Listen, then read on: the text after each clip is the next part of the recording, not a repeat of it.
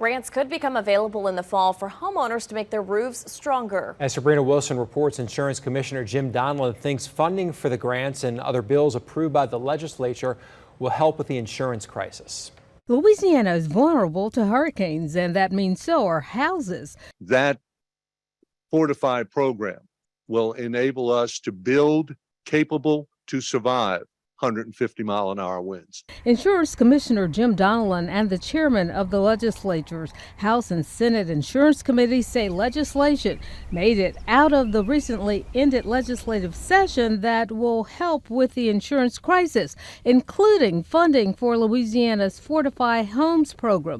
That program will provide grants to qualified homeowners to harden their roofs.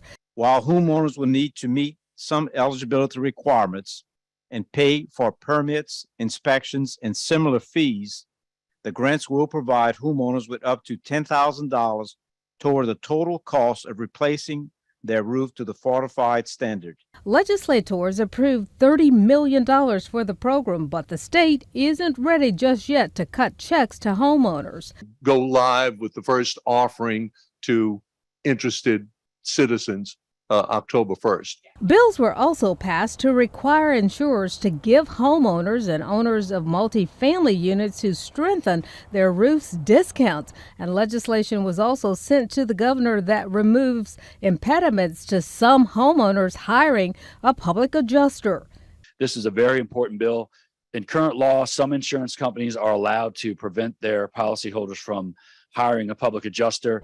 This bill gives the citizens the right to hire a public adjuster if they feel that their claim is not just. But even with financial incentives for insurers, Donelon concedes that some are refusing to cover historic homes and houses with lead paint. They're doing it because it's a greater risk, and they choose not to take on that risk. I have no authority to order them to write lead-painted homes. I have no authority to order them to write historic homes. He says only the legislature can do that by changing the law. Meanwhile, Donelon expects insurers who have reached their limit of policies in Orleans, Jefferson, and St. Tammany parishes to resume writing new coverage soon. It will be weeks. And not months, he says. Also, a bill that would have allowed insurance companies to raise rates without first getting approval from the insurance commissioner did not make it out of the legislature. However, the insurance commissioner must give a yay or nay to any proposed rate changes within 45 days. Meg.